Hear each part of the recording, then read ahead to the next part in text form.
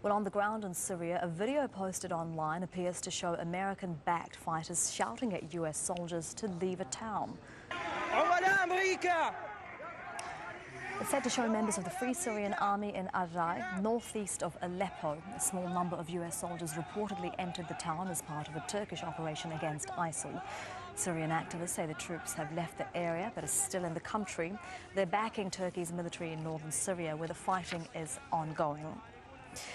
Well, Pavel Felgenhauer is a defense analyst in Moscow. He said the US and Russia's significantly different views on Syria remain. There's accusation going both sides. Moscow is accusing the Americans of not doing enough. Washington is accusing Moscow of not doing enough, which is not good at all for the prospects of the ceasefire. But there's a very more serious underlying problem.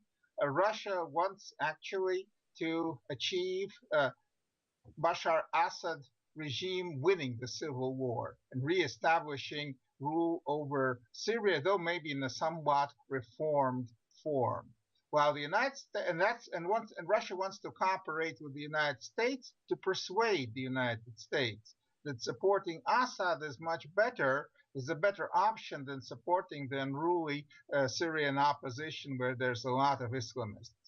While Washington hopes to avoid a bloodbath in Aleppo and maybe through cooperation to persuade the Russians that Assad is not an option, that they should support an orderly transfer of power. So there's an underlying very enormous difference of strategic objective, which makes running a ceasefire really an uphill job. Let's move on to other news now. And a group linked to the Taliban